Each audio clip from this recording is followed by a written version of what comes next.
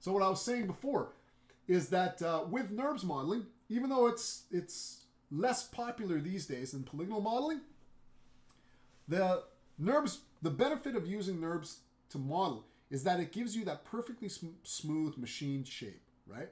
So, and that comes in handy for vehicle modeling, right? I still use NURBS modeling techniques for vehicle modeling, and I'll walk you through that. Now, I always eventually convert things to polygons anyway, but we'll talk a little bit about that as well, right?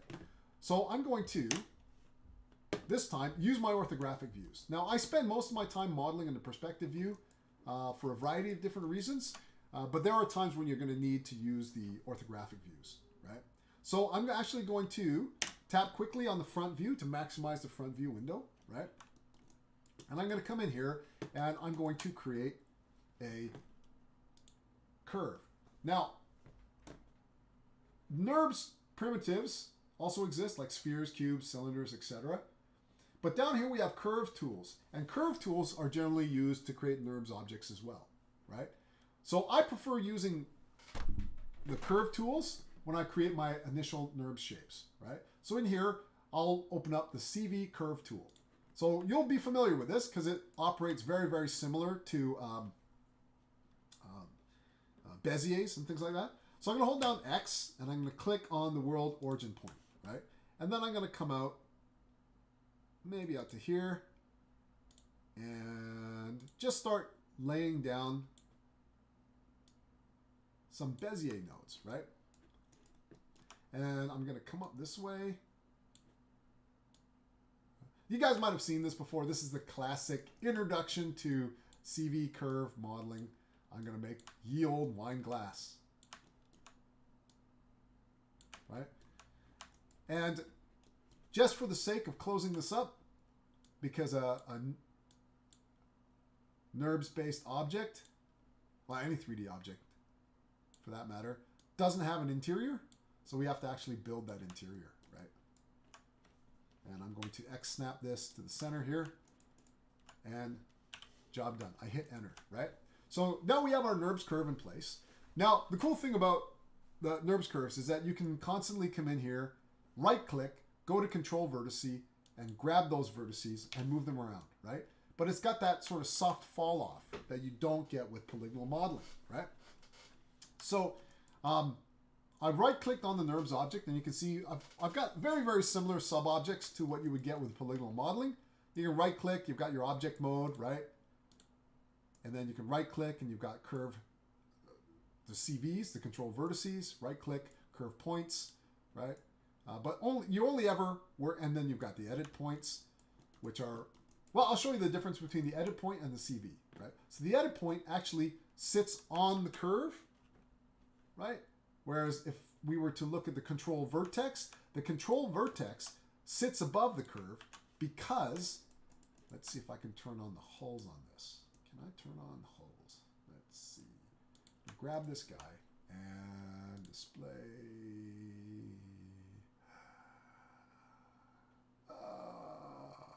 hulls, right? And come back.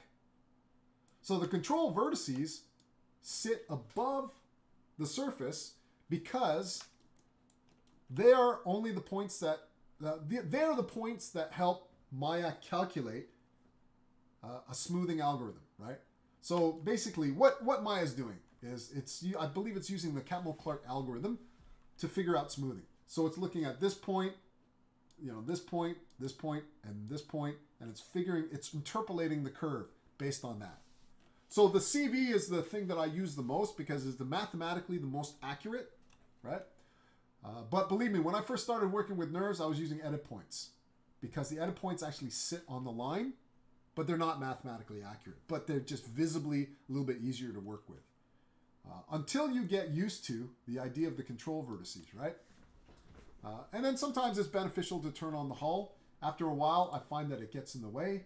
So I like to go in and go to the NURBS and turn off the hulls, right? So that is how NURBS objects generally work. Again, it's just a series of points, and there's an algorithm mathematically calculating the perfect curve interpolated between those points, right? So that's what makes NURBS incredibly powerful. Because they're so mathematically accurate, they will create the perfect curve, the perfect parabola, the most smoothly machined surface on a car, or in this case, the wine glass, right? But right now, it's just a curve, right? So how are we going to get that surface to look correct, right? How are we going to build our NURB surface? Well, we're going to do that by going in to our surfaces menu, right? Oh, it's not there. You can access it by holding the space bar, the hot box, in the menu, right? And our surfaces are here under our mesh tools, right? So if we come over here, now we've got all of these sort of procedural creation tools. They are used generally to help you create NURBS objects. So in this case, I'm going to choose a revolve and open up the option box, right? So now what I'm going to tell Maya is, create a surface for me. That's why it's under surfaces, because you want to create a surface. In the industry, they're called higher order surfaces, right? And I'm telling the revolve option to take this line, revolve it around the y-axis 360 degrees, right? Boom. And that just looks machine made, right? So I prefer using this. I mean, it would have taken me, twice as long to do this polygonal modeling, right? And I'd still be kind of panel beating the dents out of it to get it to look perfectly smooth. This is a lot better, a lot quicker, right? So let's take a look at the object itself and what it created.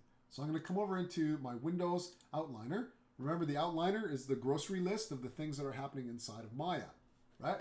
So I've got a few different things. I've got my original curve, my revolved surface, right? Oh, that's because I brought in the implicit sphere, right? So just these two. Now these construction objects, they're connected, right? So I'll show you how they're connected, right? But before I do that, let's take a look at the history of our object. We've got our revolved surface, which is our transform node. It just tells Maya where that object is situated in space. We have our shape node, which describes the shape. We've got the actual revolve operation, and here we can still modify it, right?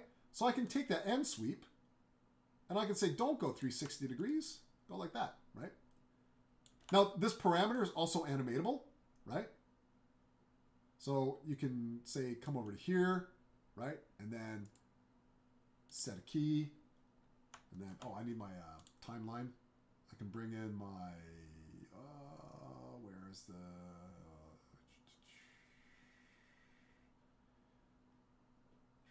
where's my timeline? Okay, bring in this, right? So I'm gonna move the time editor to like frame 20, right? And then we can key that there, right?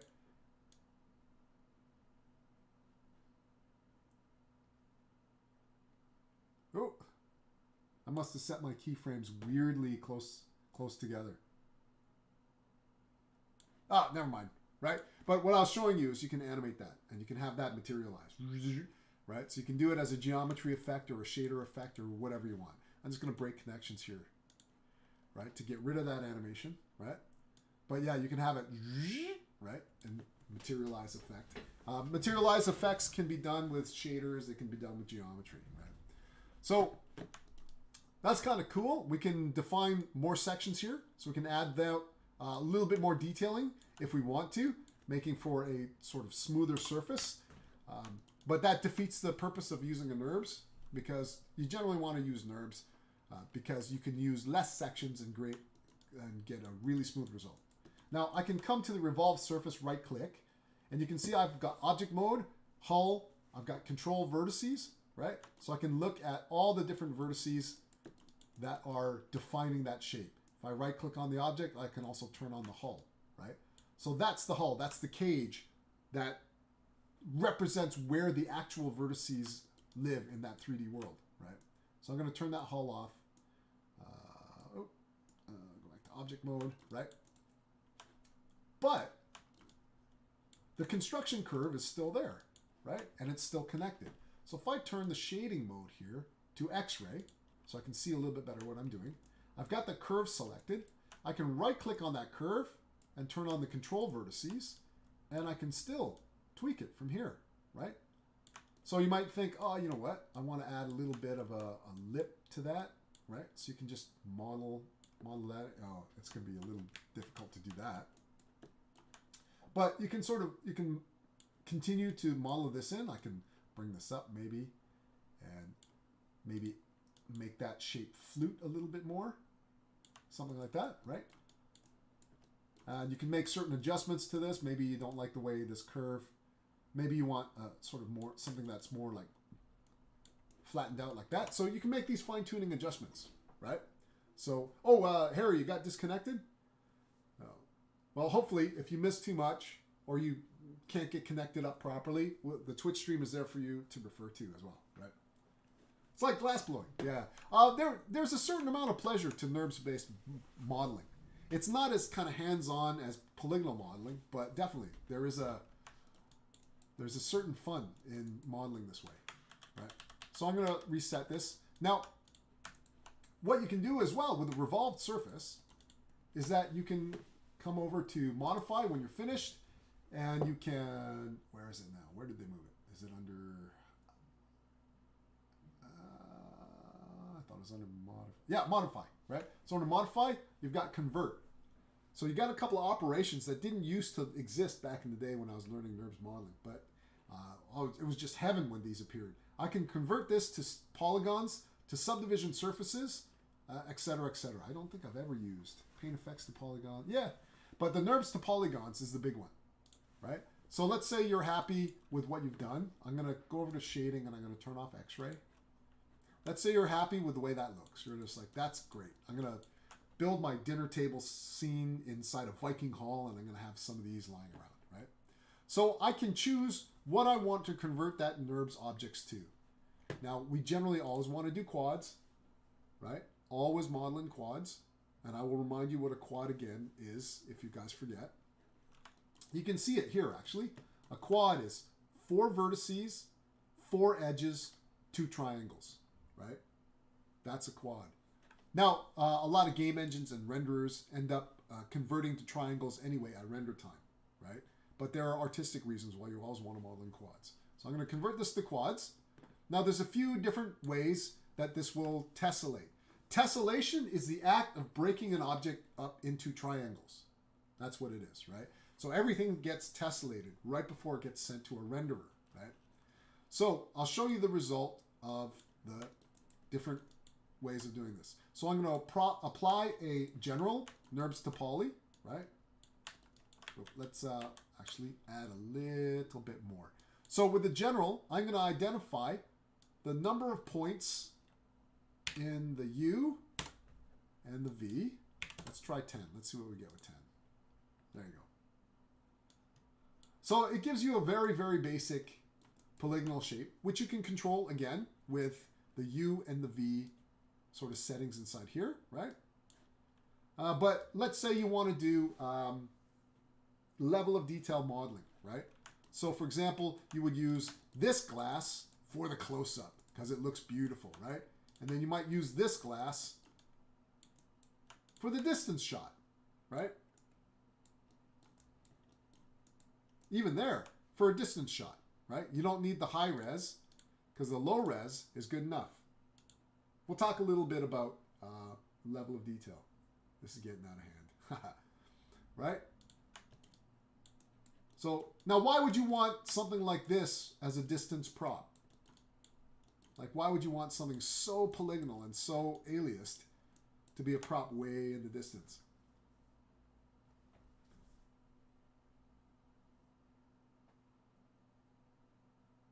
Some of you guys might know about level of detail and what that means and how important it is.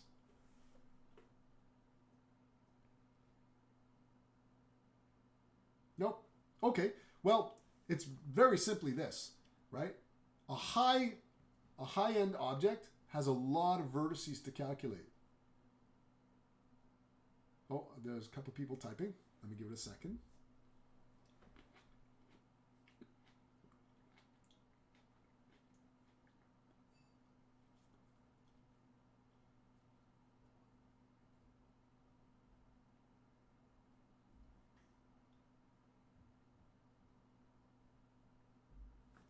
this would be a good opportunity actually to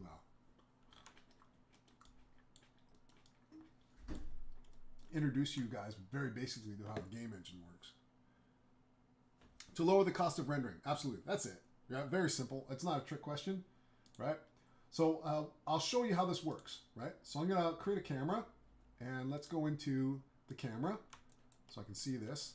Now, when I'm inside the camera, I always sort of set my field guide so I know I'm looking through the camera view, right?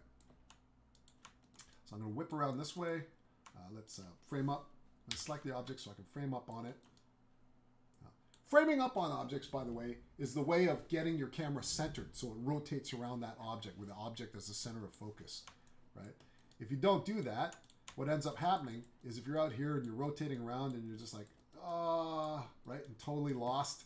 Any of you guys get there yet where you're like spinning around out here and you're like, oh my God, how do I get back? The quickest way to do it is to just select an object or either in your viewport or in the outliner, just hit F. Reframes the camera, refocuses the center, right? Look, I'm rotating around, the glass is the center, and it just helps me orient, right?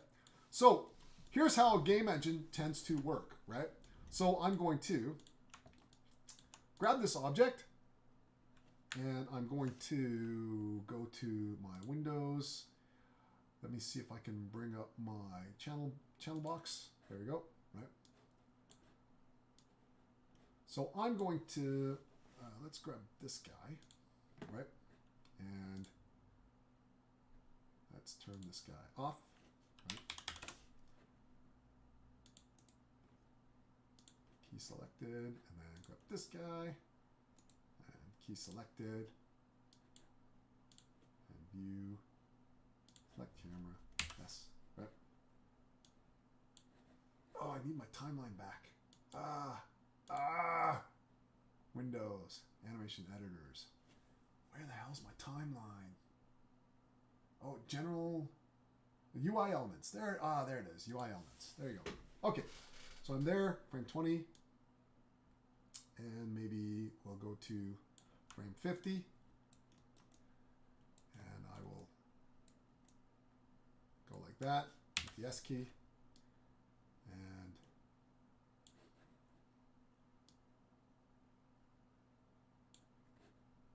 I see what's going on. 1 second. Windows. I set this for my animation class, and I got to reset it. Forgot about that. Okay, and tangents, spline. There you go. Keep that open just in case. Okay, so I got a camera move sketched in here, right? And I'm going to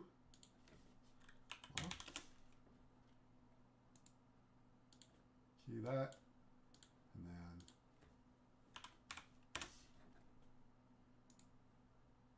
key that. Now it's not perfect because I want you guys to be able to see it, right? But that's pretty much how it works, right? So a game engine will work like this, right? So you can see it pop there. But that's pretty much what a game engine does. It simply swaps out props. You can either animate the visibility on and off, or just switch props out. And the real balance for a lot of level Ds is finding that perfect sweet spot where the audience can't see the pop. And then it's to lower the cost of rendering, right? And with a lot of games, modelers, prop modelers, character modelers, they generally tend to create levels of detail. The industry standard is 4. So there are actually 4 levels of detail as we get further and further away from the camera, right? So we'll talk a little bit more about that. It was a good opportunity for me to introduce you guys to that concept, right? Just as an aside. Okay, I'm going to bring the visibility of that other object back. I don't think I'll be animating anything again. So I'm going to go into my channel box, and let's set this back to on. Okay, So here I'm going to go back to my modify, convert NURBS to polygons, right? So we can also do it by count, right? So if you've got a particular poly count, you can say, oh, I don't really care as long as it's like 200 polys, right? You can do it that way. So I got this guy, I'll move it over, right? And I generally like this for a number of reasons. It tries to evenly distribute the quads. Notice how the squares are almost the same size. But we've got a couple of artifacts. You can see these artifacts. You can see actually the artifacts in all the objects, actually. And that is the weird blackness in the polygons. That's because at the base, the polygons are folded so flat that the surfaces are close to intersecting with each other. Right? This will be good. I'll take this one and I'll do a standard fit now. And actually, with the standard fit, let's just do it. I'll bring it up and we'll talk a bit about it. Right?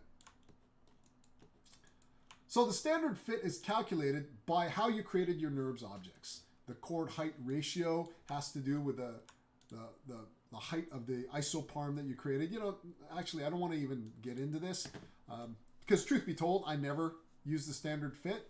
And there are a number of different reasons for that, right? Primarily, it creates messy geometry. So here's my question. If we take a look at the top here, right? And let me come in here and grab those polygons there. I'll hit F to frame up on it. Are those quads? Has that been modeled in quads up there?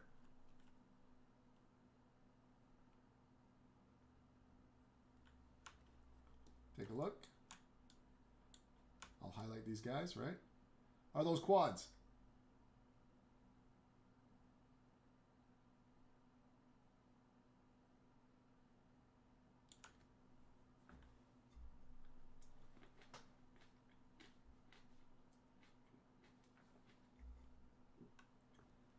Yeah?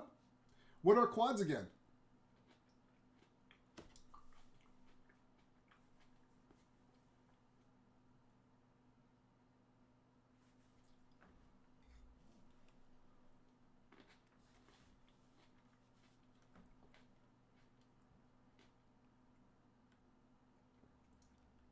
Oh, okay. Stop typing a question. Let me right click and light up the vertices. This is really important because you will run into this. There are some quads in there, and there are some illegal n-gons in there, right? So a quad is 4 edges, 4 vertices, 2 triangles. Cool, right? 1, 2, 3, 4 vertices, 1, 2, 3, 4 edges. If I were to come in here and grab that, that's going to be 2 triangles, right? This looks like 2 triangles, but we got 1, 2, 3, 4, 5 vertices on that. That's not a quad. It's a rectangle, sure. It's not a quad, right? And therefore, this is illegal geometry, right? This is important that I pointed this out to you because I see this as a mistake quite often, right? Okay, and the last method of converting objects is just using control points, and it basically uses the points that you created. It basically takes the hull that I showed you and converts those to polys. So this is actually a living embodiment of the hull, right? So this gives you the most accurate representation of what your control vertices were doing over here, right? So the control points is another one that I commonly use because I know that it's going to fit the hull exactly. I also know that I'm not going to get artifacting like I do over here, right? So the 2 most common ones I use are the control points and the count. Sometimes I just give myself a vertex count and then I see what happens, right? Illegal geometry, dude. Oh, okay. So illegal geometry. I say illegal geometry, but you can probably get away with 5 vertices and things like that in very small cases. But this goes back a long ways. It has to do with a technique called tri-stripping that happens inside the renderer, where everything's converted into tris, but they would have a problem with long triangles or triangles that were coincident. So let me show you what a coincident. It's going to create a sphere, right? A coincident Something called a high valence vertex is this. I know I'm throwing a bunch of terms at you, right? But a high valence vertex is just this. There's a lot of edges connected to one vertex, right? That vertex is doing a lot of calculation work because it's calculating all those edges that are connected to it, right? So a couple of things would happen, right?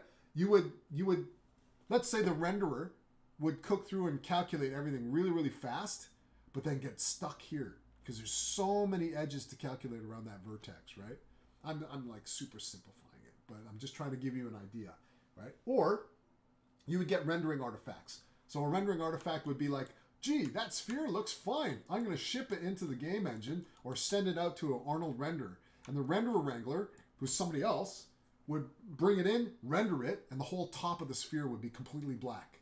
And you'd be like, what the hell? Right? So that's why certain geometry was labeled illegal. Illegal in the context that the renderer wouldn't be able to replicate it accurately for you, right? So the 5 vertices on that quad could end up with triangles that the renderer could not handle. This is the best example of what happens with illegal geometry, right? Now, if I were to come over here, I think this will work. If I come over to shading and go flat shade all, right? You know, you'd see this and go, yeah, there's no problem with that. There's no problem at all, right? But then when you go to render it, boom, these weird dark shadow things appear and they totally mess with your artwork. And then can you imagine watching a movie where everyone's gathered around a dinner table, everyone's got the exact same wine glass, except there's like this weird black ring around one and then this weird shadow around another one, right? So you got to be really, really kind of wary of what your polygons are doing, right? So that's it. Any other questions about illegal geometry?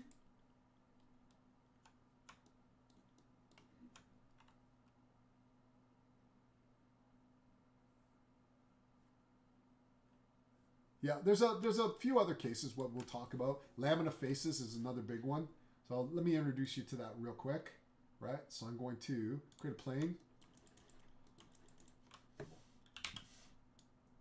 It's remembering something from a previous session in terms of settings and stuff like that. That's okay, right? So if I come in here and I grab an edge and I do a real quick insert edge loop, right? Pop one in here. And then with that edge selected, I can right click and, not right click, shift, right click, and where are you now? Extrude edge, right? And I can pull that up.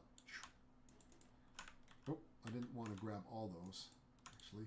Let's just grab that one, extrude edge, right? Pull that up, right? That's called a lamina face, right? And the reason why that's a lamina face, first of all, when you're modeling, you don't want to make things mathematically paper thin. You don't, right? But I've seen this happen a lot where people are like, oh yeah, I just want to make this adjoining wall, right? This is illegal because if I come in here and I go to object mode and select this object. Oh, actually, I'll ask you, what's the problem with this? What do you think is the problem with this particular object, right?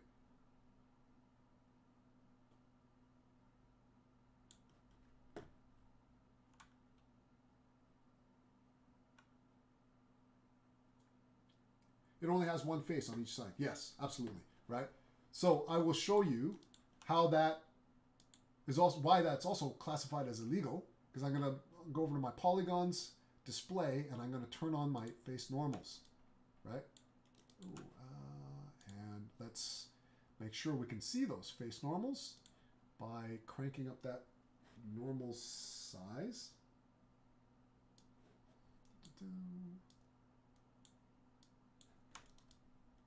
Oh, wow, it's really big. Okay. So the normal is the face, the side of the face that's renderable. Remember that my Christmas wrapping paper metaphor, it totally applies here. Every piece of geometry you create has one side that's legal, that can be renderable, that knows how to reflect light back to the renderer, and another side that's illegal, right?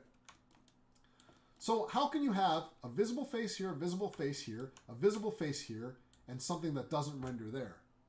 It doesn't make sense. Not only would it look awful, it wouldn't render, But mathematically, it's impossible. It's impossible to say, let's draw a surface here, but then nothing here, and then whip around and draw that there, right? So it's difficult for the renderer to calculate. So how do you do an adjoining wall? Well, you actually build it. You build both sides of it. You build the front side and the back side of the wall, right? That's how you do it. Same with paper, believe it or not. You model the top of the page and the bottom. Unless you're going to rest it on a desk or something as a prop, in which case it's not necessary. But just a single sheet of paper being held and flopped around has to have two sides, right? So there are cheats around that. For those of you who are a bit more advanced, might be like, well, I don't know, Al. I've seen this guy do this one thing on YouTube. Yes, there are ways around it, right? But it's better to be in the habit of modeling clean geometry. Trust me, art directors all over the planet will love you for it, right? Okay, so I'm going to grab that. So that's the illegal geometry bit, right? So I'm just going to get into one more technique with NURBS modeling. I'm going to pause and ask if you guys have any questions about NURBS. And then I'll wait to see if I get an answer. Anybody typing?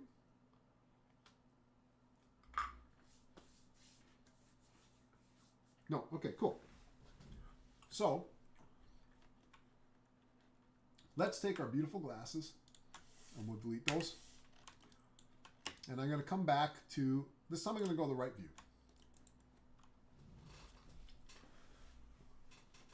So here I'm going to go back into my Create Curve tool, CV Curve tool, right? And I'm just making up a shape. No rhyme or reason to it at all. You know what? Maybe I'll come in here and just make this a little bit nicer looking. Something like that. I don't know. Right? So I'm going to pop back out into my perspective view by tapping the spacebar, right? And I'm going to Control D, duplicate this, move it over here. Control D, duplicate it, move it over here, right? And just for something interesting to do, I'll Control D this, but then I'll start to rotate this down. And then Control D and rotate this down again, right? So we got a bunch of curves here, right? If I come in here and I grab this curve, this curve, this curve, and you got to select the curves in order of the way you want the shape to be made. And then I'm going to go back up to my, I'll access it here under surfaces. And this time I'm going to choose loft, right? And open up the option box. And I'm just going to do out of the box loft, right? And I've got the normals inverted. Let's just do a real quick modify. Where is it again?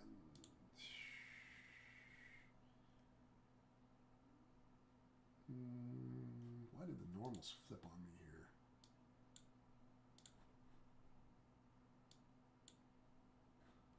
Let's back this up. I think it was the auto parameterization. Let's try it. No, it's not that. I'm just trying to remember where to flip my normals. It's probably display NURBS under here. Yeah, my normals are all facing on the inside.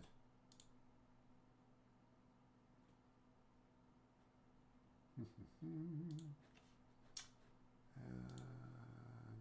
there should be a flip normals version in here. Reverse direction. There we go. Okay. So the lofting operation is the technique that I use the most when I'm creating car parts. I'm going to take the construction curves and I'm going to hide them for a sec, right? So you can see it creates this absolutely beautiful, smooth surface. It definitely looks like it could be an automotive part, right? So the two techniques that I use the most, again, are the loft and the revolve, right? There's a bi-rail. It's a little complicated to use where you literally do train tracks and then you do a line between the train tracks, and you can have that line travel down the train tracks, and it creates another shape. And I think I've used it once. But yeah, really, the loft and the revolve are like my bread and butter go-to for creating car parts, right? And then everything I talked about before, let me bring back the curves. By the way, I hit Control H for hide, and I believe it's Control S or Control Shift H to unhide, right? So all the stuff that I showed you before with the wine glass is totally relevant, right? So you can take these individual pieces and you can model them up and down, right? And you can modify them to your heart's content. And you can also grab that surface and then go to modify, convert, and you can convert that NURBS to polys. And then you can say, you know, I like the control points. Take that and then move that out there. The beautiful thing about control points, by the way, is that because it's following sort of the NURBS curves that you have there to begin with, if I were to suddenly take that polygon and then say mesh smooth, right? It's using the same algorithm as the NURBS themselves. So this is a NURBS object, that's a polygon object, but they have the same level of smoothing, right? So that's another reason why when I'm converting to polygons, I might use control points. Because again, it's literally building my object using the control vertices. And well, let me light this up. So the control vertices in the hull. See, it's just making exactly that, right? That shape, except in polygons, right? So that's why I like to sometimes just convert it straight over.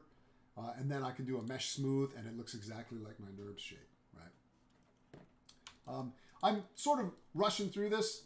The NURBS modeling techniques, there's a lot to it. Might be confusing you a little bit, but in all honesty, I maybe use this technique 10-15% of the time, right?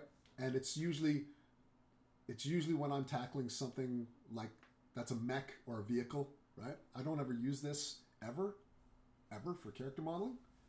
I've tried, well, back when I took XSI, one of our assignments was to model a human head as a polygon and also to model a human face using NURBS, and that was a nightmare. Doing a human head only with NURBS, wow, never do that again. So.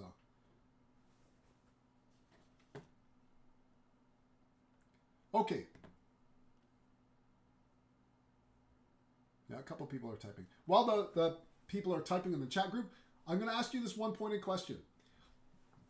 We've had the modeling tutorials up until now. Now's the time where I say, okay, I've probably rushed ahead because a lot of this stuff that I do inside of Maya is subconscious to me. I've been using it so long, I don't know if I'm missing some key things that you might need to understand before going forward.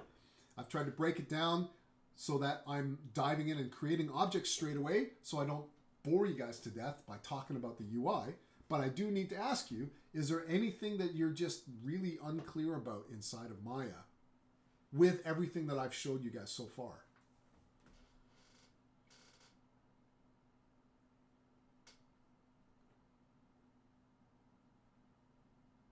Well, that was a pointed question. There's a few different people typing. So let me wait for that to come through, and I'm going to reset my animation prop. No, I'll leave it. I'll create a new scene.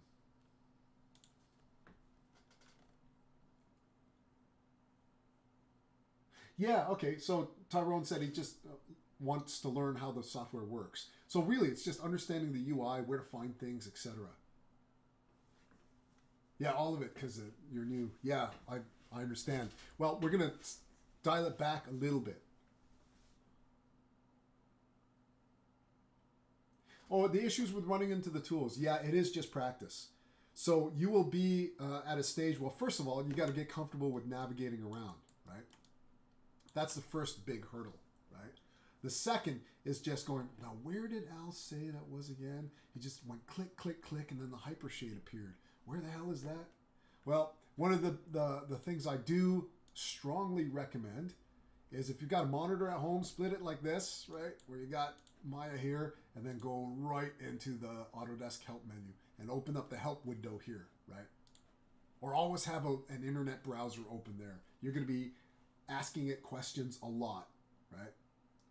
So that, unfortunately, there's no easy way around it. There's no amount of teaching that I can do that'll make it that intuitive for you to understand. You have to do the legwork of just suffering through, looking things up, trying it, looking things up, trying it, right? So I would try to save you the pain by teaching you straight off the bat how to organize yourselves or future-proof yourselves, and also what problems you might run into, and also just diving in so that it's a little bit more interesting, and you can start building something right away, as opposed to spending 2 weeks just learning the UI, right? Yeah, the only thing that I can say with getting used to the software is that I see this often, where intimidation of the software prevents you from opening it. Just open it, right? It's not gonna, what's the worst that can happen?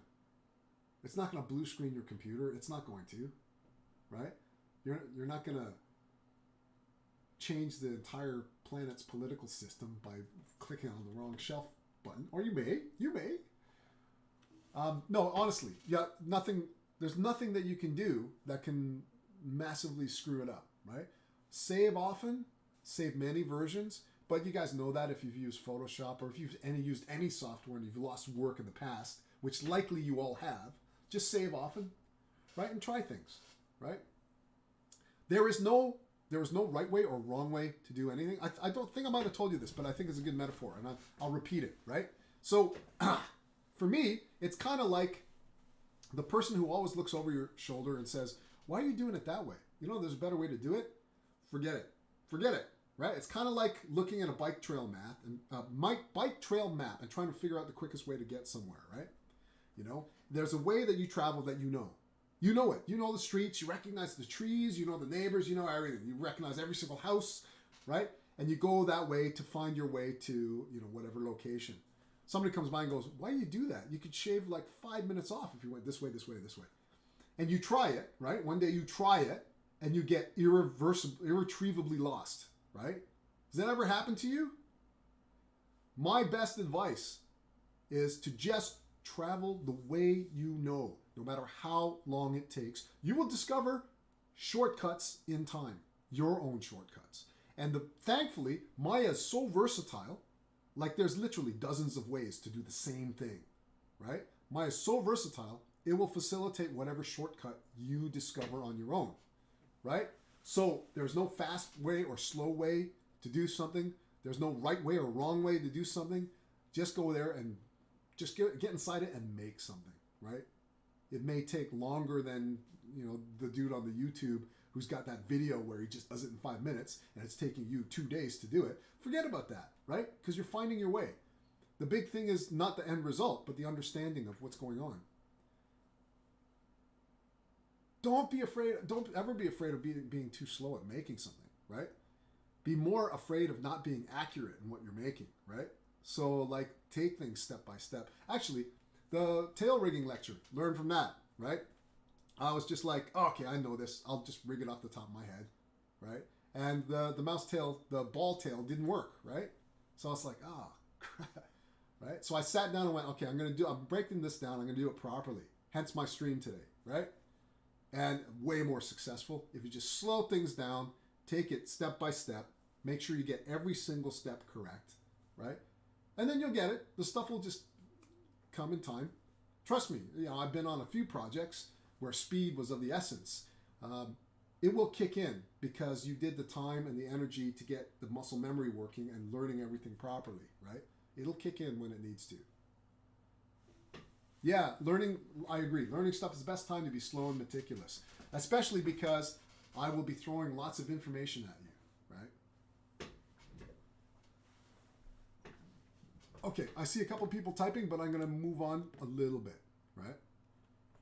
So one of the things that I'm going to talk about today, I don't know if I'll have enough time to get through all of it, but it's a good introduction. I don't think it's necessary for a single session with you guys, but we're going to talk about a little bit of complex modeling technique. Like what if we made a box, we made a building, I've shown you a wine glass. But what if you're like chomping at the bit to kind of create something cool like a car, right? So let's kind of talk about how we would approach that, right? The absolute worst thing that I can do is to jump in right now and start building shapes. That's not how you approach it, right? So what I'm going to introduce you guys to is the idea of modeling planes and reference material, right? Now, I have to say this, you'll probably hear me say this a lot, is reference everything, right? If you go into a studio, you will see artists' desks littered with reference material. Comic book panels, drawings, images off the internet, like everything, right? You got to reference everything. You need to surround yourself with all kinds of images to help you do the thing that you need to do. Like the best example I can give, two different examples, is I used to run this exercise in visual studies where I'd ask people to draw a window, right? And, you know, invariably, you'll get everything from like the, just a very simple square with the crosshairs in the middle of it to, some people will go a bit detailed where they'll draw the wood. And, the number one thing that people always forget? Always. Right?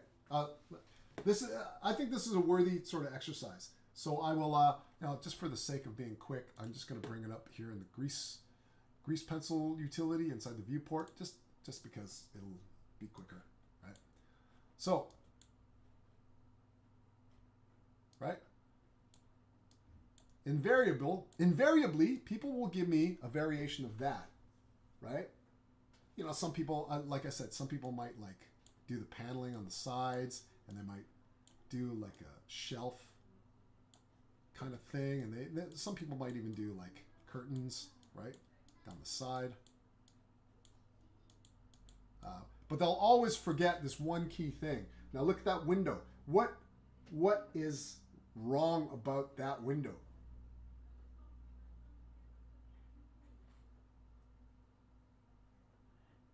Can any of you see it?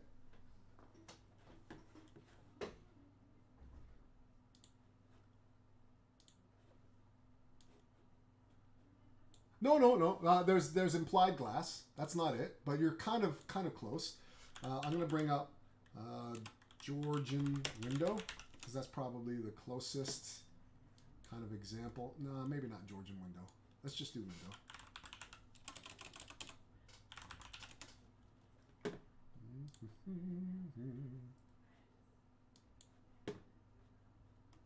Let me find something that's relatively close.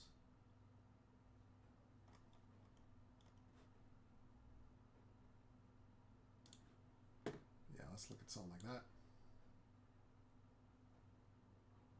No, it's not the reflection, just the structure of it, right? God damn it.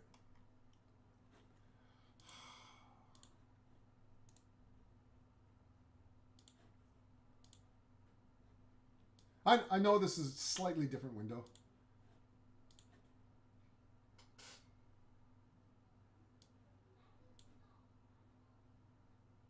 Oh, I'm going to pick something else. The beams in between the glass panes. What's wrong with the beams in between the glass panes? That's not the best example, actually. Let's see. There we go. That's a good example. Right? And I'll just leave the preview window up here.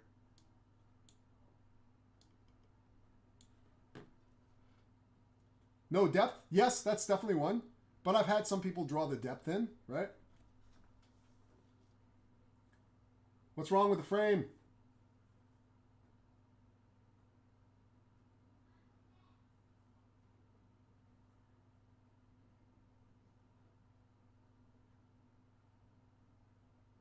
Tis aligned. Yeah, tis aligned. It's not there. Yeah, I know. Okay, let me put it to you this way, right? So this is my bedroom window, right? And I'm sitting in there, and I'm feeling hot and claustrophobic, right? It's such a warm day. I can barely breathe. I go to the window and do what? Ha ha ha ha ha ha. Yeah, this is a window you can't open. Right? Now, typically, there are exceptions to this. Typically you have that, don't you? Right? Typically. Right? And then you'd have the window in here like that, and it slides down, right? Or whatever, right? And then there's a latch, and then there's a latch down here, right? Most windows have a handle of some sort. Yes. Thank you, right? Now, what does this prove? That people lack a sense of detail? That the designers are not meticulous enough? No. This proves how dangerous going by memory is, because memory takes a shorthand of reality. Memory takes shortcuts and removes or edits out unnecessary detail. So if you model things from memory, you are making a massive mistake. Massive, right? If you need to model a window, even something as simple as a window, you need to take a picture. Look at a picture. Why? Because then you go, oh, actually, this is interesting. Why did they do that? They've got the base frame, but this window is just stuck out a little bit. That's interesting. Oh, there's the handle. This is where you open that door. Open that window, rather, with that handle. It looks like it only opens that one way. Is this a sliding? It can't be a sliding one because there's this in the way. So you start to see all of these little bits and pieces inside a simple window that makes it what it is, right? I drew the ledge on the inside, which some windows have, right? But you've got this one on the outside as well for rainwater and things. Yeah, you're always missing something, right? You miss the minutiae. Hey, buddy. How's it going, bud? We got to defeat Wolverine. We'll do it today. Definitely. We got to get that. We got to get the Wolverine skin, guys. That's just huge. So yeah, but there's another anecdote I want to hit you with as well. I get a lot. There was one young artist, who said to me one day, "How do you draw feet?" Al, I don't know how to draw feet, and I said it's easy. Just look at a picture of one first, right, and then copy that picture, right. And I was like, oh, right, okay, right, because he was trying to draw a picture of a foot from memory. Don't use memory, right? Look at reference images, break it down. Break it down into pieces. You'll become a better artist because of it. Trust me. And it should be fun. One of the things I loved about being a concept artist, and still do in the creative industry, is that it makes you a student of freaking everything. Everything, right? You got to study everything to the nth degree, right? I remember doing a concept sketch for a Rocketeer kind of character, and I was researching jetpacks and how functional jetpacks work. It's really, really interesting stuff, right? I knew nothing about naturally aspirated engines, and then I ended up working on Need for Speed. So like lots of this stuff, you gotta take it to heart. That research will make your artwork far more believable, far more realistic. It'll also give you ideas that you might not have had before, right? So for example, I mean, this is giving me a new idea. It's like I'm used to like 2 rectangular windows, or like 4 squares. Or 2 squares up top and a long rectangle on the bottom. But this is interesting. One long one and one that's sort of, I don't know, that's not a third. But, you know, the way it's cut up is interesting to me as well, right? So yeah, in that regard, just wondering, will there be character design sessions? Because I'd like to share some sketches, but I'm finding F-Track hard to understand. Oh, F-Track, yes, there are going to be. I don't have you guys for visual studies. That's right. But F-Track, super quick, just because it's easier than people realize, right? You log in. When you do log in, you'll get to I think it's the overview page, right? You find your year group, right? You go to it, right? If you want me to put a task in there for you, an area for you to access, just let me know. But you can just pop open the Creative Practice module. So in this case, Creative Practice 1, right? You can go to any of these, right? So there's a character section. Pop that open, right? In here, it gives you the notes page. This is where we give notes back and forth to each other. But under versions, you just drag and drop your file there. That's it. Just drag and drop your character design there under versions. And you can tell you're in the right area because it says drag and drop your files here or browse, right? And you can pop it in there, right? It's dead simple, What are you right? done? Again, I know. Break the ice on it. Just try it, right? If you upload something in the wrong area, don't worry about it. Just tell me. I'll move it to the right area. Yes, you can absolutely upload stuff for me to feed back on, right? Because that's what this is meant for, right? Daddy. And I can have feedback sessions in regular class time as well. Yeah. When are you gonna be done? Because I want to defeat the Wolverine boss right now. I know. Another half hour or so. You have to be patient, my You young mean Jedi. half an hour? Well, 40 minutes actually. A little bit more than half an hour. I'm starving too. I can't wait to get off. So I will see you, and we will find Wolverine, and we will take him out. Remember, he's Yeah. in Weeping Woods or Sleepy Yes. Swamp. First, we're gonna go to Sleepy Swamp and then check Weeping Woods. Okay. Because, oh wait, I remember. First in the video, they went to Sleepy Swamp. Okay. Yeah, they went to Sleepy Swamp. Okay, guys. So in that regard, the very first thing I'm going to do is I'm going to look for reference material. Now, this guy, Thomas Surland, has been around since I was taking 3D. And he started this resource that is still there, and it's phenomenal. Thomas Surland, it's the go-to website for all the Need for Speed guys. Trust me, I know. So he's got this section on blueprints. And he's got blueprints for pretty much everything. Any vehicle you can kind of think of, he's got a blueprint for, and it's phenomenal, right? So I wonder if he still hasn't added a search field, which is unfortunate. But you know, you can come in here and grab whatever you want.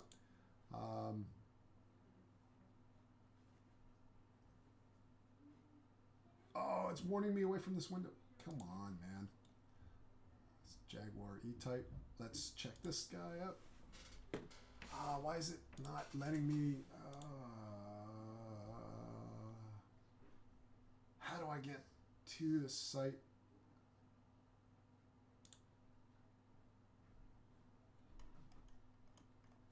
Come on. All right. Different browser time.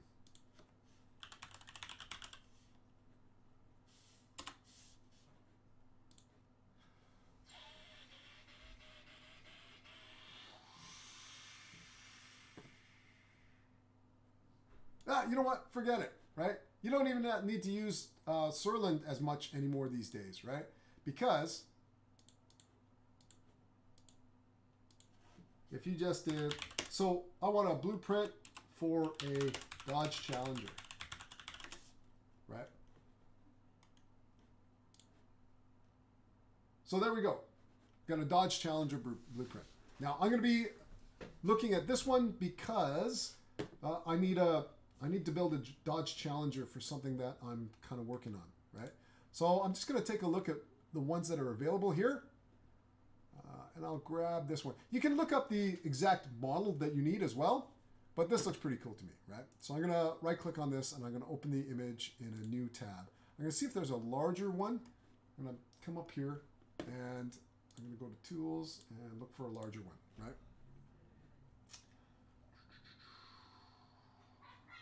This one looks cool. I think there's a specific model I'm after, but I think I'll just grab this one because they're all relatively similar. Was it the Hellcat I was after?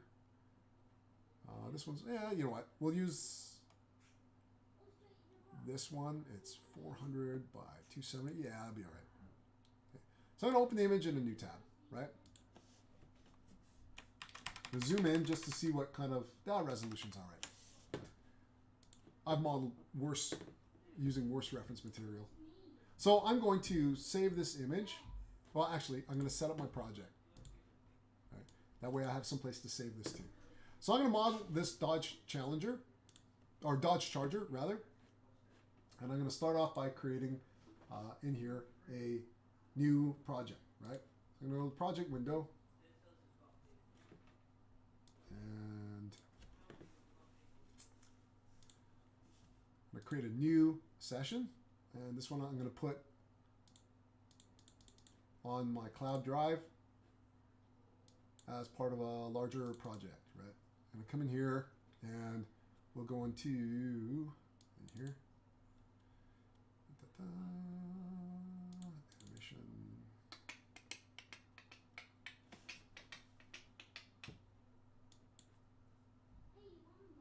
Oh, I might not be able to do this on the cloud drive just because latency issues.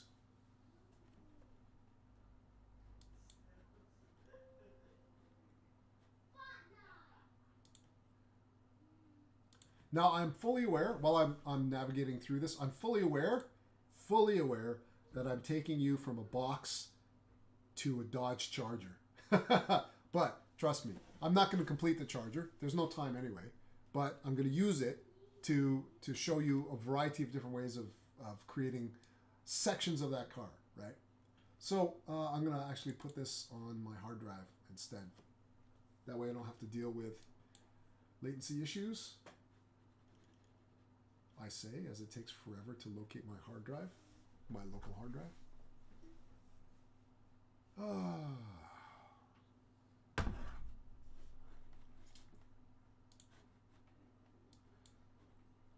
Something's going on here where Windows is doing something with my hard drives. This has affected my right-click functionality, and I've gone in and made registry changes that I thought would kill the background operations, but it's just not happening. So I'm sort of curious as to what's driving this. Ah, there we go.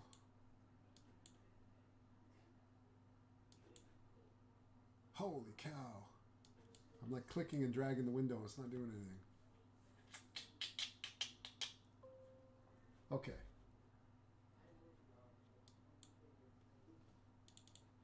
I'm going to pop in here on my local drive where I'm syncing a few things up. I'm going to go into my content folder, which should already have some vehicles. I'm going to pop in here, create a new folder called Vehicles.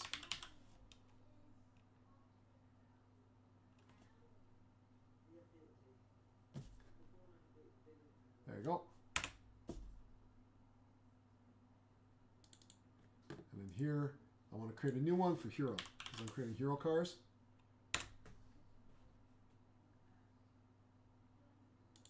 And that's my location. And so for this one, it's going to be Vehicle 1, Dodge Charger 1. Now, naming convention, right? So generally, there is usually an identifier for what you're making, right? So what I mean by that is VO1 is Vehicle 1, right? It could be Prop 1, PO1, Actor 1, AO1, right? So you'll see that on a number of different productions. Then, when you name your whatever it is you're creating, try to think about the hierarchy that makes sense when you see this in a list in Windows, right?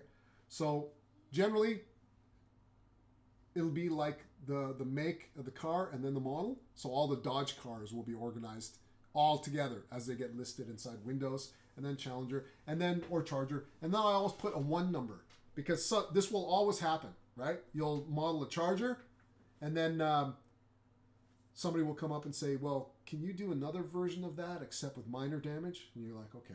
And then you name that Charger 2. And then they'll go, can you make another one with loads of damage? And so it's best to have that numbering in place from the beginning. So I'm going to create that project, right? In there. And why is it not? There we go. Right? And I'm also going to delete that grease pencil frame so we can start fresh. And what I generally like to do is save scene as quickly so I can put a placeholder into my project. You can see I'm in my Dodge Charger 1 scenes, right?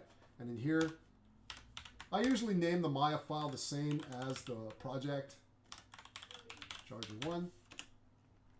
So that's cool. That's ready to go. Now we need to flip over to, believe it or not, Photoshop. Oh, actually, let's save this, right? So I'm going to right-click, Save Image As. And we're going to pop this into our project folder. And here, oh no, I went to the other one by accident. No, it was this one. The projects, development, content, props.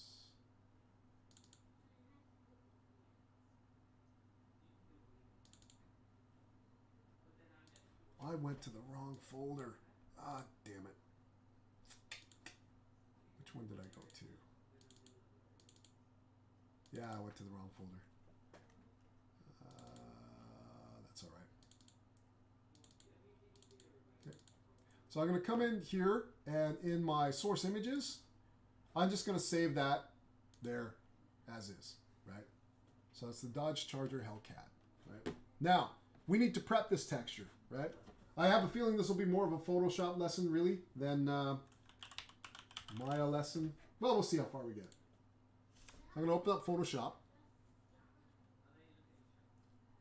Now, I'm going to use these, as Photoshop's loading up, I'll just explain what I'm up to.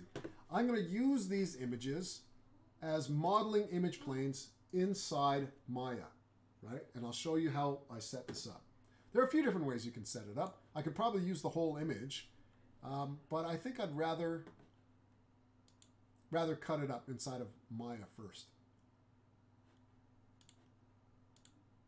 A little bit more of an old school technique. Yeah, let's just do that, right?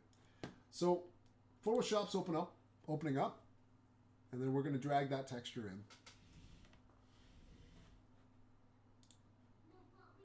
in. Oops, there's a couple people sending me messages.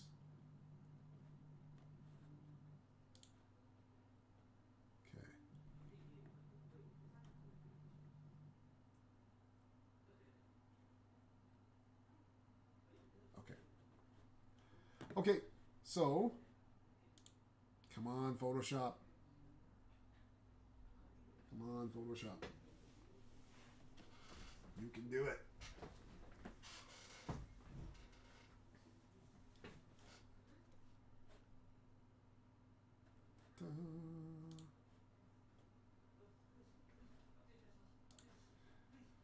Just give it a minute while this loads up.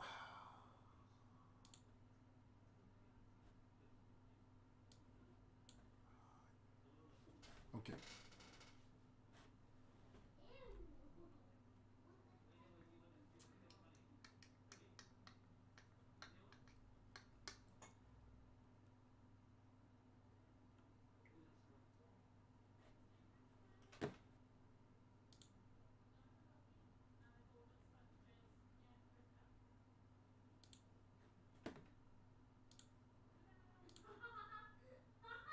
Okay. So Photoshop's opened up now. I'm just going to drag this guy over.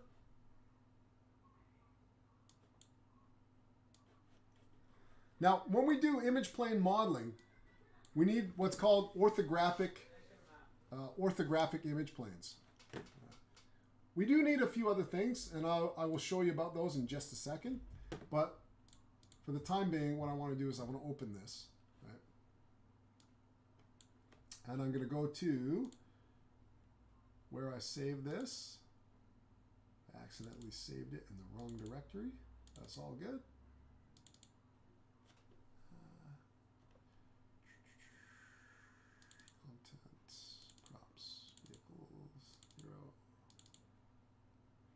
And I'm going to go to where I've stored the source images. I'm going to grab that.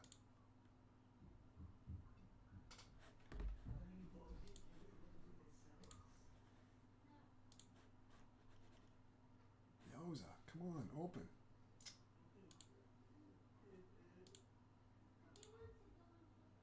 Crazy. Okay, so I'm going to zoom in here now, and I'm going to turn off that extras, the grid lines. And here's what I'm going to do. I'm going to take this background. First of all, let's change the resolution. So I'm going to adjust my image size a little bit here. And we'll make it 200%. So I can get a slightly higher res image. Okay, so I'm going to control. Actually, I'm going to. Yeah. come over here and grab my marquee tool, right? And I'm going to grab this image here, right? And I'm going to right click on it and go layer via copy, right? And I'm going to turn the opacity of it down, hit my V key, and hit the down arrow in Photoshop. Bring this down. Now, what we want to do is we want to be able to line up this car perfectly, right? So if we take a look at the back curve, the furthest that curve juts out is probably the extremity of the back bumper here, right?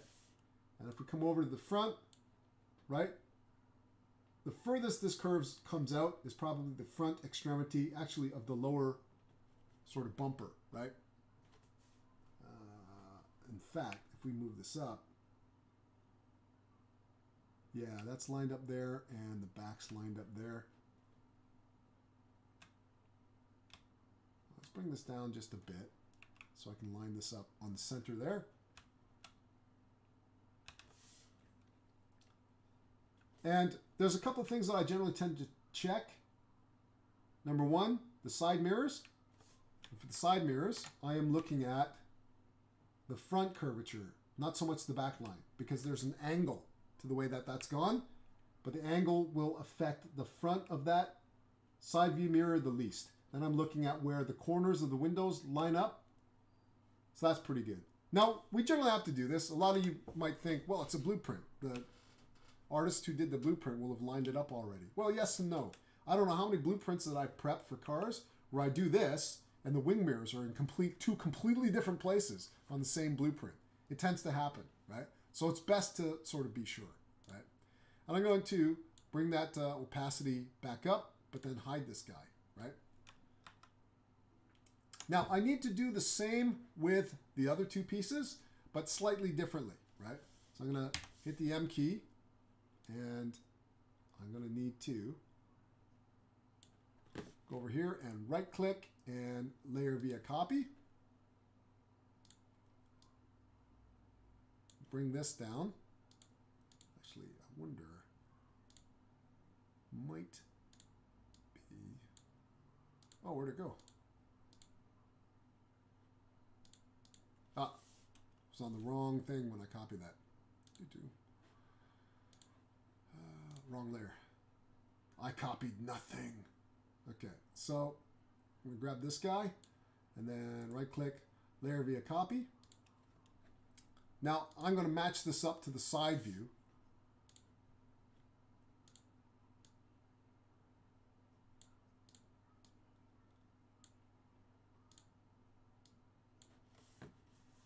And I just want to make sure, I'm going to check the tire alignment. Check this here. I'm going to zoom in, right?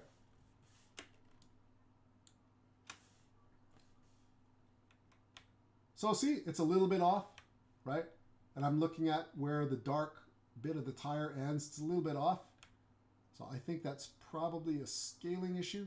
Now, the top is a little bit higher than the front, right? So you want to make sure that that top line matches with the top line of the car there. And then I'm going to go all the way across to check the wing mirror.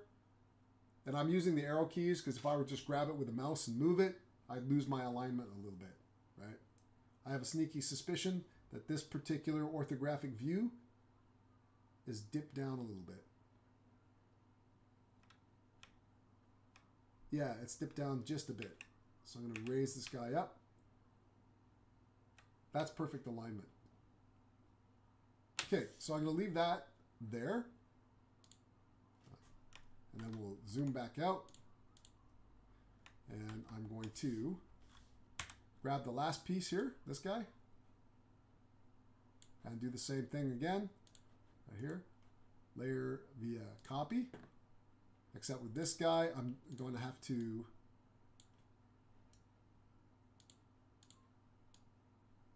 move him over using the mouse.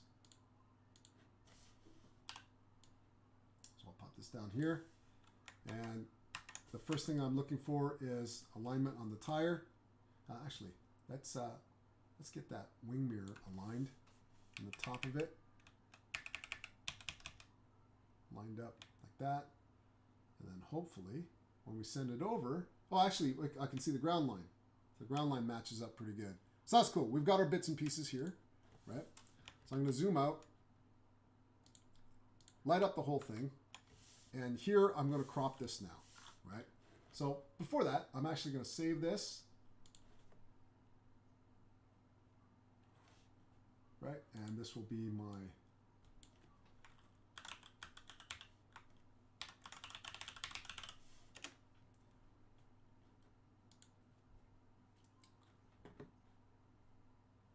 So now I'm going to hit the C key to crop this and bring this down.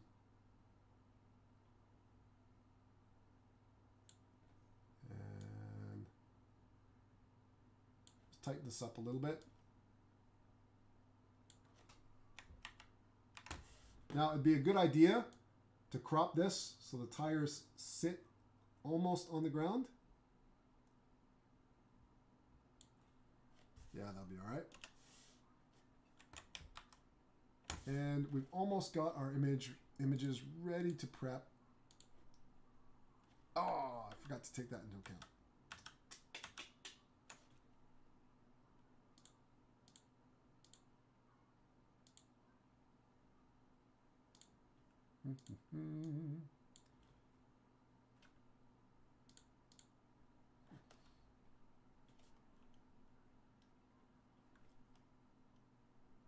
Yeah, it'll be fine. So I'm just going to crop this down again. Okay.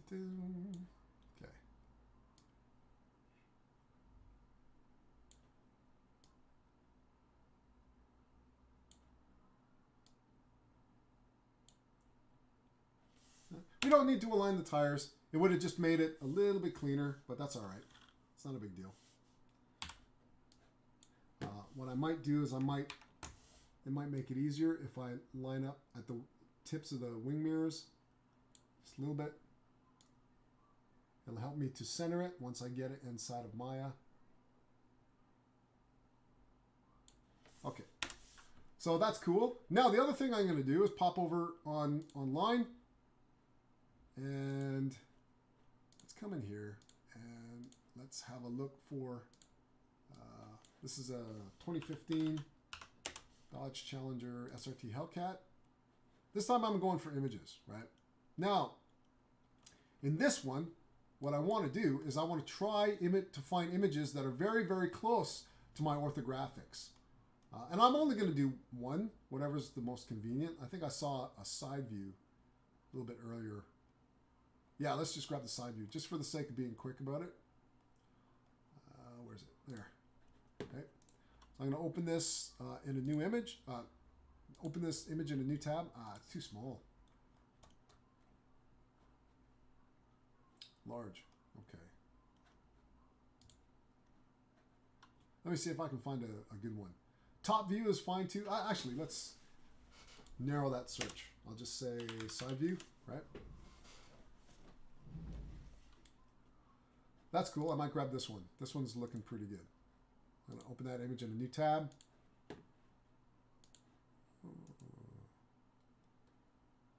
Oh yeah, of course, it's got that image protection on it. Okay, let me see if I can just save this. And we'll pop that in there. And this is to show you a technique that we did at EA with our image planes, right? So I'm going to bring the opacity of this guy back up, and I'm going to file, open. I'm going to open up that photo. Control T and flip horizontal.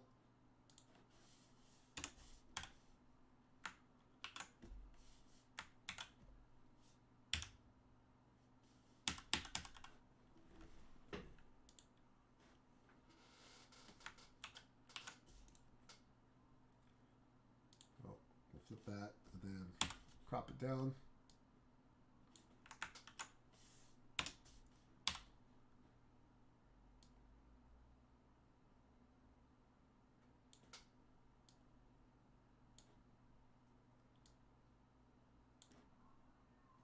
this is a good opportunity for me to kind of talk to you about the dangers of photographs. So let's pop this in here. I do this. Zoom it out. And we will, whoops. I'm going to bring it in here real quick. I'm going to bring the opacity down so I can line this up a little bit better.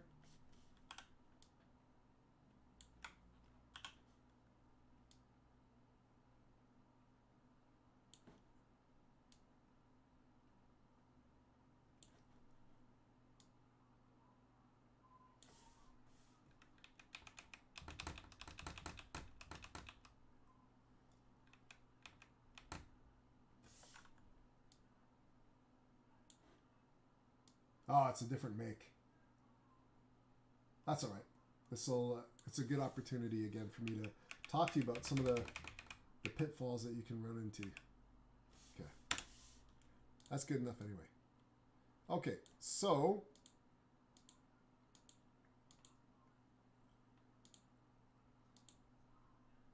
yeah, that's a totally different model. Anyway.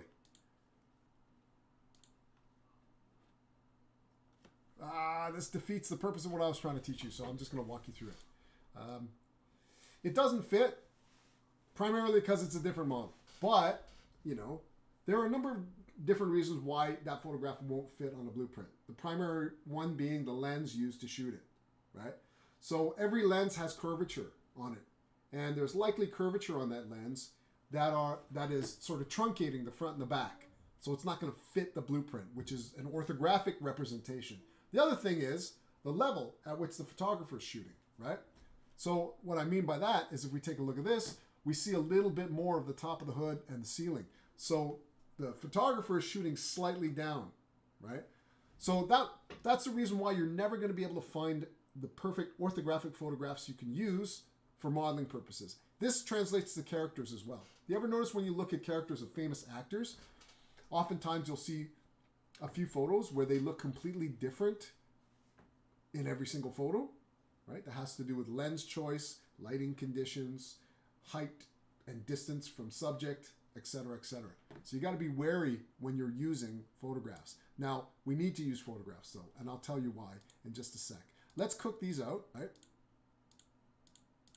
So I'll start off with this one. I'm going to save this, right? And I'm going to Control-Shift Alt-S. I don't know if that launches the... It doesn't, actually. I'm going to have to do this way. I'm just going to come over here, and we'll just export this out. Alt-Shift-Control-W. Anyway, quick export as PNG. You don't need anything massive, really, for this. But what you need to do is pay attention to the naming convention. So I'm calling this top_01, right?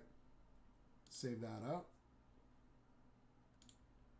I'm going to do this one first. And I'm going to export this guy. And this will be left side 01.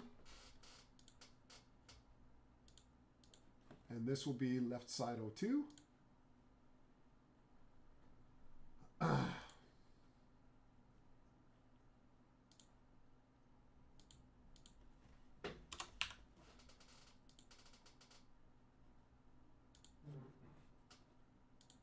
There we go.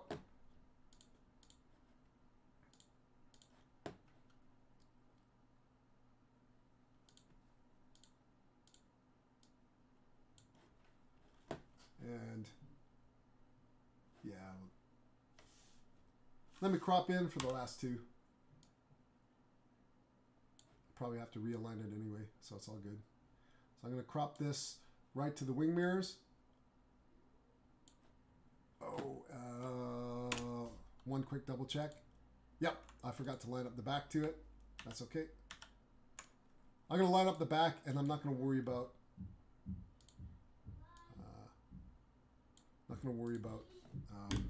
cropping this in per se. Right? Do that. Yeah, actually, let's crop it in. Let's crop it in. Why not? Okay, bring that in. And bring this guy in.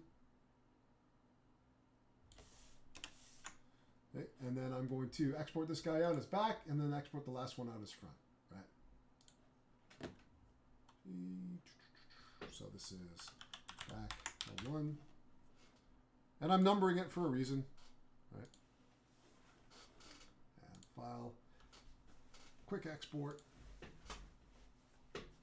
And front. L1. Right. Now we're ready to dive back into Maya. Get this set up. Right?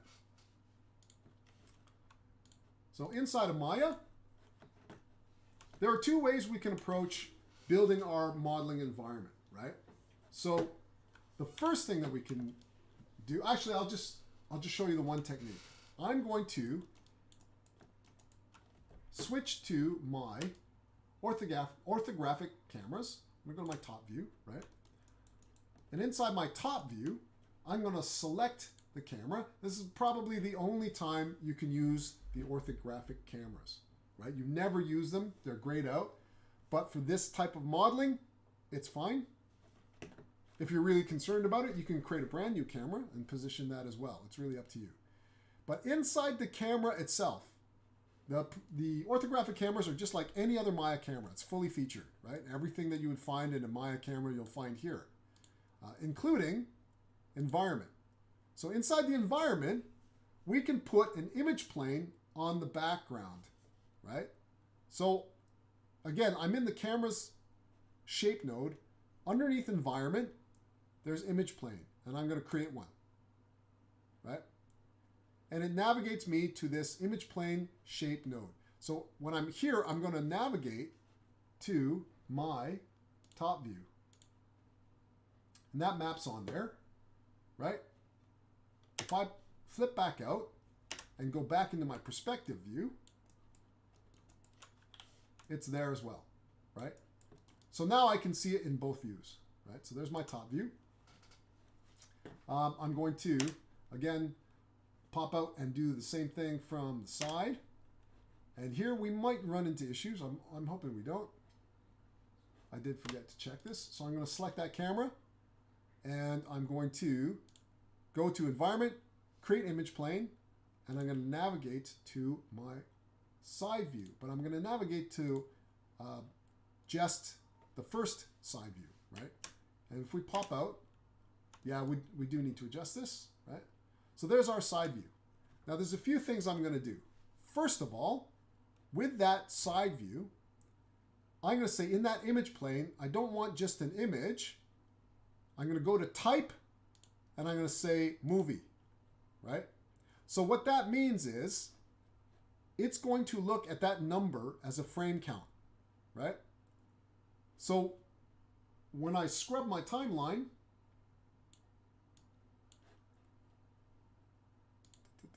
come on, left side 1 and left side 2.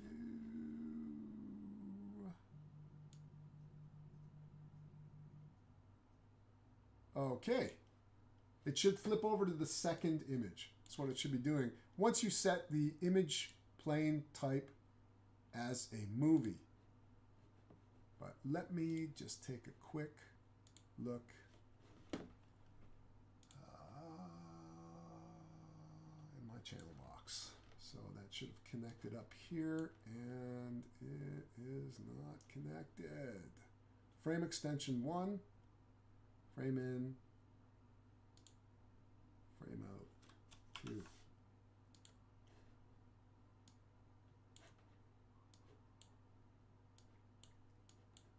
Okay, so that's not working properly. But what it should do, there we go. How come it's not picking up the image sequence? My bad. When I set it to movie file, it's looking for an AVI or a QuickTime. What we have are two separate images. So what we want to do is say, yeah, it's an image file, but it's an image sequence. That's what I was after. So that means it's going to look at the number of the image. In this case, 01, right? So now when I scrub the timeline, boom, it flips over, frame 2 to that image. So what we used to do is we used to have a few different types of reference images that we would model off of. But let's fix something for a second, right? Because we have the orientation wrong, right? Now, what should we do? Should we twist the side of the car to match the top, or the top of the car to match the side? Well, because we're running out of time, I'll answer my own question. If we look at the coordinate system down here, y is always up, x is always to the right, and z is always forward. Always, right? So we actually want to adjust that image plane, right? So I've selected that image plane because you can inside the viewport. And we are going to take this image plane, and I believe nowadays you can just physically rotate it, right? So we'll get this guy rotated. Now, because we've centered it up, we should have perfect alignment. Not bad. So I'm going to select this guy because now we need to actually take you and move you up, right? And for this one, I'm going to go to the right view. And I want to make sure the tires are resting on the ground. Hence why I was trying to crop the tires, because it makes it a lot easier if you've got that sort of set up in advance, right? Now, here's another thing that I generally tend to do whilst I'm modeling, right? I will take this image plane. I'm not going to match up the front and back. You get the idea. You just go to the front camera and the back camera, which you can access here, right? We've got a front view and we've got a back view, right? Select those cameras, navigate to the environment, image plane, create an image plane, plug it in, right? Now, modeling here, it can oftentimes be quite difficult, right? So one of the things that I like to do is I will grab this image plane and I'll set a key, right? Grab that image plane, set a key. And then what I can do is I can go to, say, plane 2 and move it back, set a key, and then maybe raise this up, set a key, right? So I got two different ways of organizing my workspace for when I'm modeling. Sometimes I want those image planes out of the way while I'm modeling, right? The last thing I'll probably set is to come into the shape node and where are we here? The color gain, right? So you can play with the color gain here, and what that does is it darkens how that harsh white kind of thing that you get from using blueprints. You can also adjust the alpha, right? So it's transparent as well on that image plane. I'm going to do the same thing with this, maybe tone that down a bit, and then bring that alpha down a little bit. So this is how we would begin modeling, by using these reference planes, right? And I generally spend a fair amount of time, quite a few hours, setting up my modeling box or my workspace so I can get in there and start creating. And then what we can do is we can, get right in there and, I don't know, create a torus straight away, right? And I'll talk to you about various different modeling techniques, right?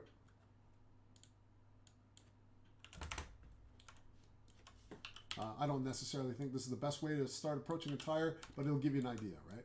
So you can start to block this out based on those orthographic views, right? So I can pop this into place, and then we have to look at the top view and then sort of kind of guess as to where that tire is.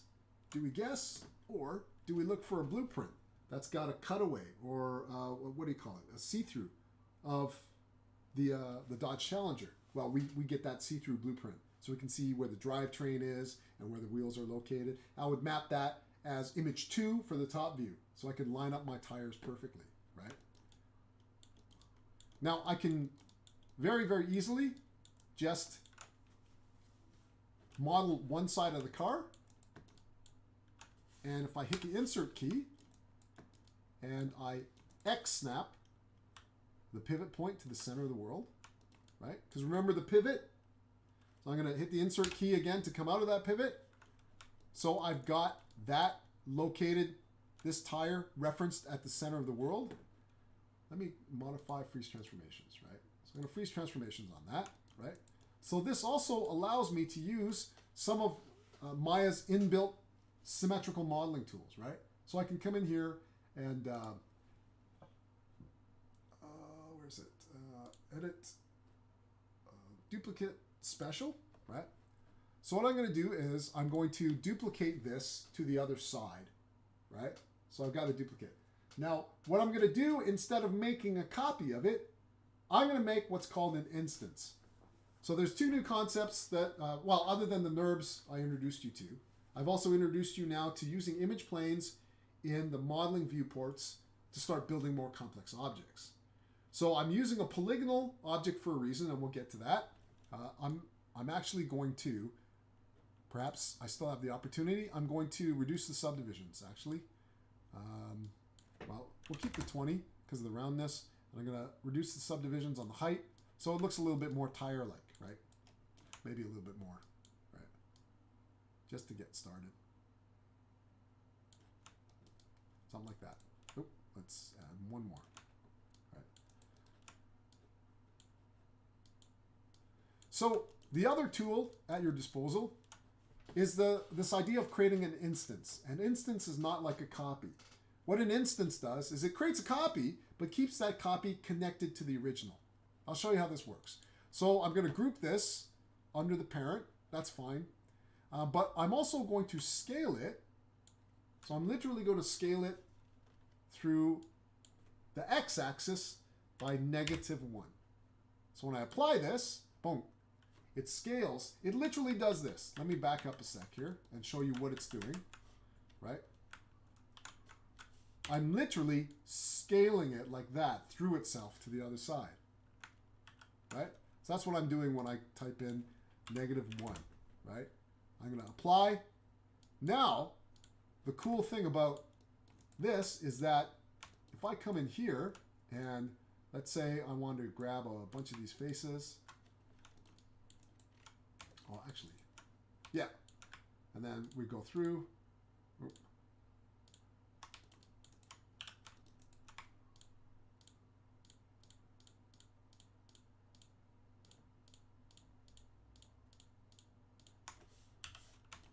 Right? And we just push it in.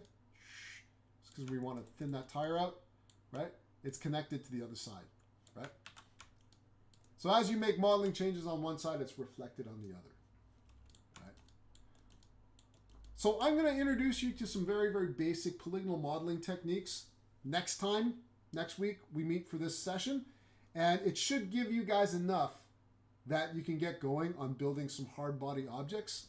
I'll also explain to you the strategies of how we'd approach modeling a car.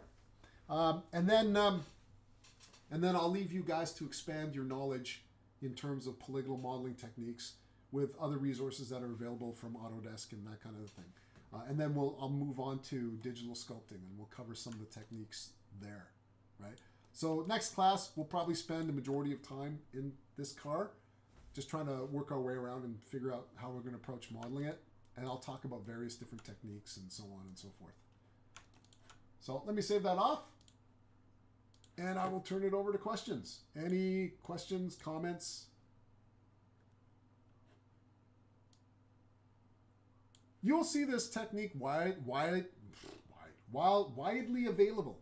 Widely available on YouTube tutorials and things like this. This image plane vehicle modeling thing is just standard. Everybody does it. I do it slightly differently. I don't think I've run across a tutorial that animates the image planes or flips through various different reference material in the timeline. I find that super helpful.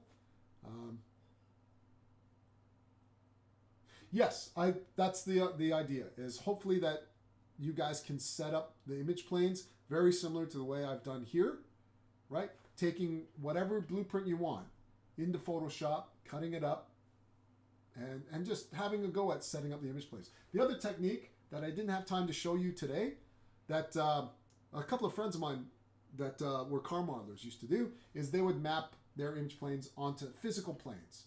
There's just a bit more versatility with a real plane. Like you can create this on a piece of geometry. First of all, it's disconnected from the camera, which could be helpful in certain circumstances, but you could also change the material properties like you could any shader. You can change the transparency and all that kind of stuff. Although you can do that with image planes as well, right? But I've met people who don't like the fact that the image planes are coupled to cameras, so they'll put them just on regular polygon planes, right? So there's that technique as well, right? So again, it's up to you. However, there are a variety of different ways of approaching this as well, right? Some people actually use grease pencil and sketch ideas out in the viewport. Loads of different ways of going about it, right? So when we start attacking the car, you'll probably see me jump back and forth between the polygon modeling stuff that I've shown you and some NURBS techniques as well, right? Okay, cool. That's it for me for today. So if you don't have any questions, I will bid you guys a farewell because I've got a Wolverine skin to win. And I will see about sorting out remote logins for you guys and see if I can get that going for you for next session as well. Okay, cool. I will talk to you guys later. Cheers, guys.